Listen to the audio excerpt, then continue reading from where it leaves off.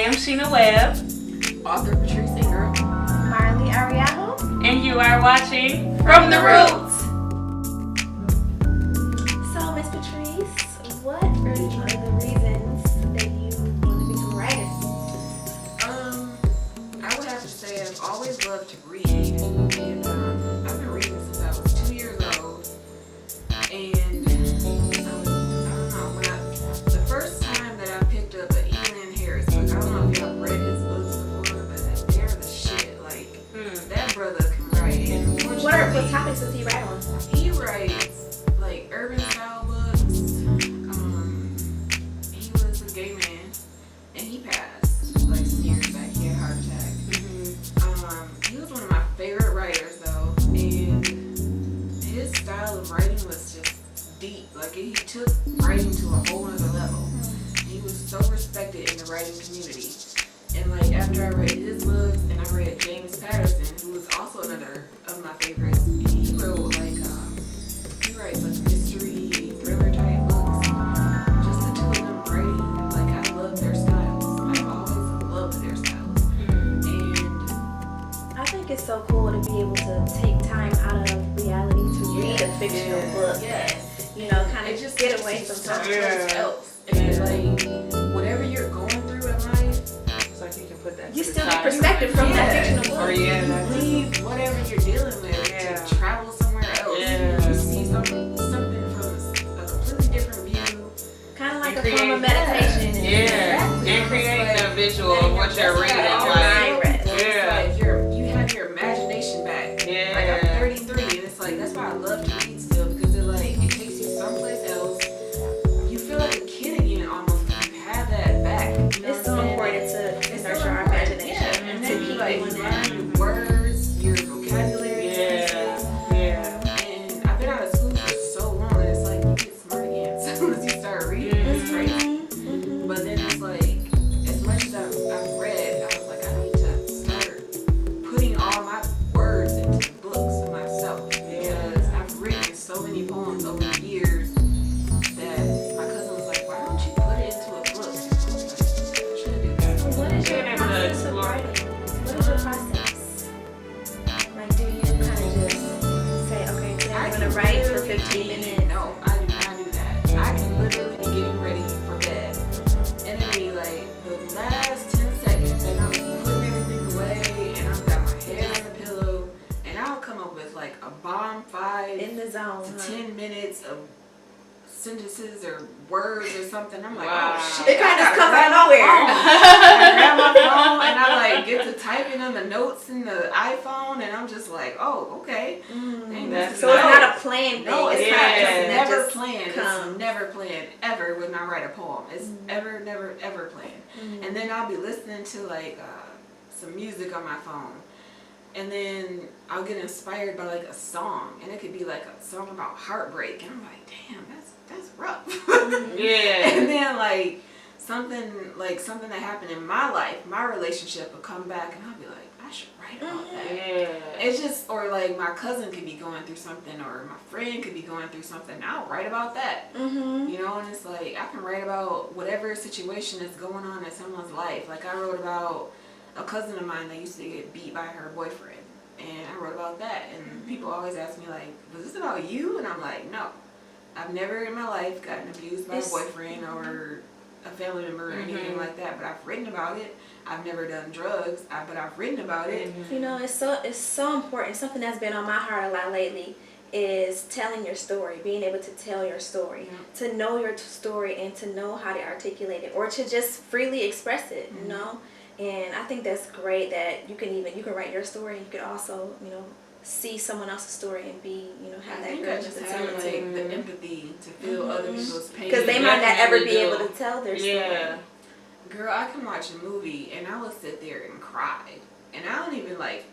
You ever seen My Sister's Keeper? No, I've never saw that. I've heard of that though. Movie like destroys me. I just sit there and like I was sitting there in tears, like blowing my nose in tears. Like it's a great movie, but it will break you down. Like it's that good and it's. Is it on Netflix? No, it's on DVD now, but like you can rent it or That's how I felt it's about really good and it's sad. the movie Click with Adam Sandler. Adam Sandler usually always does like goofy, silly movies and stuff like that, but that was a deep movie.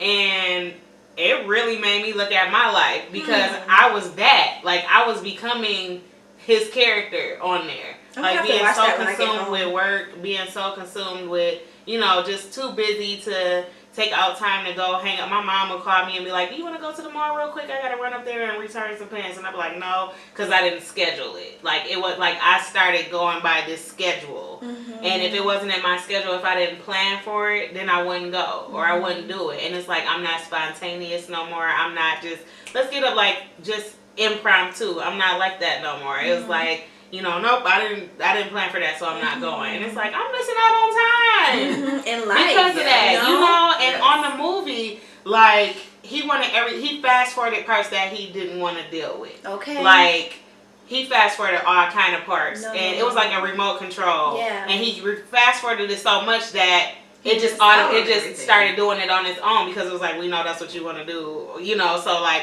his parents, they'll come to visit him and he'll be so consumed with doing his work and stuff like that they got old, and his kids got old and grew up and got married. So he just missed out on life. Pretty much. He missed all the way out on life, and I just bawled after I watched that because I felt like I was doing, and I was like, oh my God, like, I called my mom, I called my sister, I was like, I love y'all. Like, you know. So, and that's the beauty that stories tell, you know, movies and stories, and like the way you're writing. Yeah, it's real. And like, anybody who's writing, anybody who's doing like film or anything like that, it's off real life things. Like, it's stuff that we've witnessed or seen or heard or whatever. And to be able to, you know, see it from another lens, or see, you know, sometimes it's hard for us to put our shoes in somebody else's foot sometimes when they like right here telling you what they going through. But maybe if you see it or read it or something, it, you know, it's a better way to understand it or to see that, like, man, that's crazy, you know. So it's just power in writing and reading, and we appreciate y'all. I really want to have some authors on the season, because like, it's just like, we get to, when you read somebody's book, it's kind of like you get to pick their brain, or like, you know, just what they're thinking. Like, it's so many minds, and just to hear somebody else's version of how they look at something in life is like real unique. Enlightening. Oh yeah. Yeah. So okay. So who were your role models? I would have to say my grandmother, both grandmothers. Two women that had like a ton of kids. And they just made everything happen for those kids. They came here with nothing and did everything for them. I don't know, they just were strong women. Very strong women. I mean, they didn't really have a choice, but they were.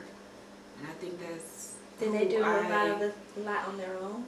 Yeah, they did. Like, especially my dad's mom. She is one of the strongest persons I know. Like, she is still, like, she is 80, she's going to be 85, I think, this year. How many children did she have? Strong. She had, oh goodness, girl. She has, let me see, 10 or 9. 10. Did she adopt any, or she just had 10 natural children? Yes, she had a lot. And isn't it something how... one of them when she was younger. Isn't it something how we frown upon each other when we have a lot of children these days? It is. That's crazy. So to judgmental. me. Not cool. That's crazy to me. And I don't think it's right that we do that. I think we need to mind our own business. Okay.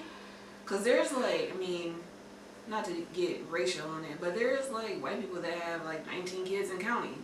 And we don't seem to frown upon them for what they're doing. I feel like this. Just to be straight up. Okay, you might have 16 kids.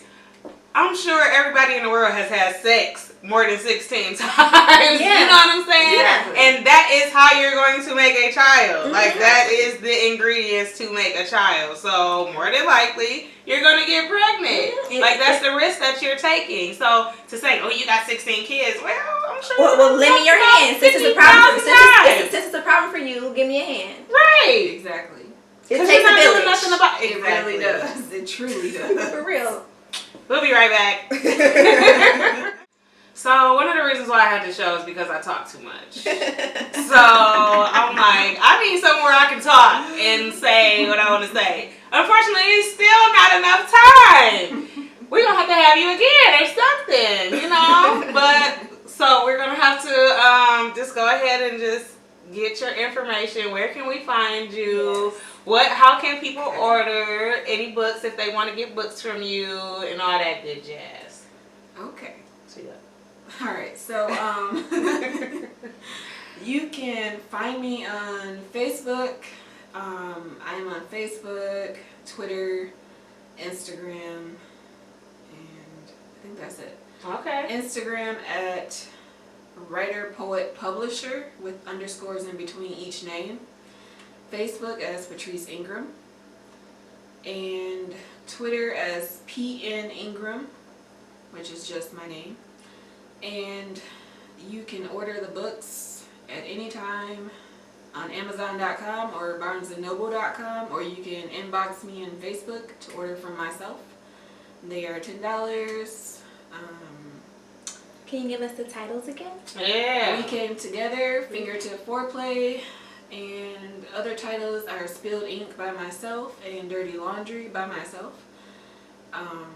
We Came Together and Fingertip Foreplay are the first 2 books in the erotic anthology books.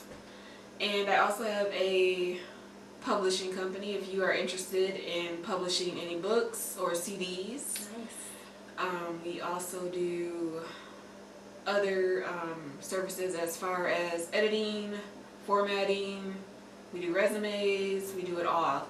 So if you want any of that info, you can go to writersblockpublishing.net and we will assist you with your needs. All right. I need to make a comment about that CD. Okay, because I got the book and I got the CD, right? She played too much. First of all,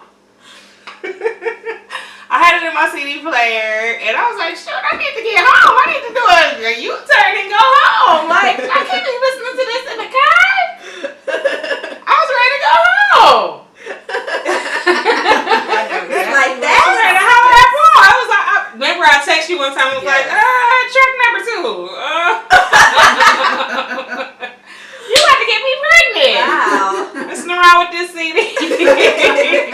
But what I like about the books is that, like I'm in a 13-year marriage relationship.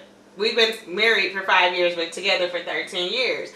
And I mean, shoot, you gotta keep it funky. You gotta change it up. You know what I'm saying? You gotta kind of, you gotta keep it fresh. You gotta keep it hot. You know, I mean, I'm just saying. Like, we needed that, And it was cool. It was just something different. It was very high vocabulary. Like, it was like, oh, these people, like, you know what I'm saying? Like, the analogies that they use, just everything. It was like, oh, You gotta hear it. Girl. yeah, it was dope. But it was just like a nice way to, like, that'd be a nice, like, Valentine's Day gift or, like, I mean, just something like that to keep the relationship, to keep it going. Definitely important in marriage. Yeah, because, I mean, we've been together for a long time, so we got to switch it on up.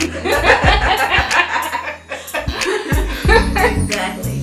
But thank you so much for coming. Thank you for having me. We will have her information in the description box once again so you can know how to find her and how to get her books and how to stay in tune with upcoming books that she has coming out, as well as if you are a writer, a poet, and you want to jump on some stuff, she is always welcome to do that. She has people all across the country jumping in on these books. So Good stuff.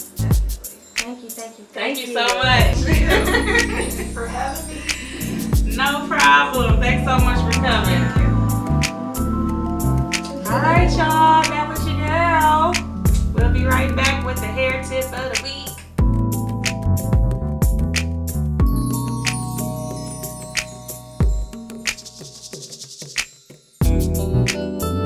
Hair tip of the week is reading your labels. Read them labels, y'all. Yeah. Pay attention to what's going on your skin and your hair. If the ingredients you can't even pronounce it, if it's like the whole alphabet in one word, that's probably really not what's up for your hair, skin, nails.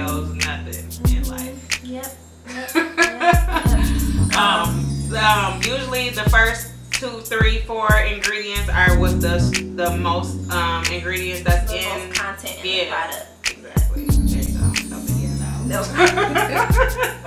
has the most content in the product. So if you seeing like all this good stuff at the very end, it's not It's only really a drop in there. Yeah, like literally. So pay attention to the order of the products. If it's a moisturizing product, one of the first ingredients should be water or some type of aloe vera juice or something like that. Stay away from alcohol. It's drying. Alcohol is drying. Always. So try your hardest to stay away from stuff like that. But let's just read the labels. We know all about our, if like we said in the very first episode, texture is everything. Like you can't go on as far as knowing what products to put in your hair if you don't understand and know the texture of your hair that you're working with. So when you understand what texture you have, then you can move forward and say, okay, I don't need this. This is too heavy for my hair. Or I don't need this. This is too light for my hair. So you can move forward once you know the texture of your hair. I cannot stress that enough. Texture means everything. So thicker hair, a thicker product, thinner hair, thinner products. Exactly. So read, Yeah, guys. when you're at the store, just turn it Just around. turn it around See before you what's make in that it. purchase, because a lot of the reason we product junkies is because we're not reading the labels. So that'll save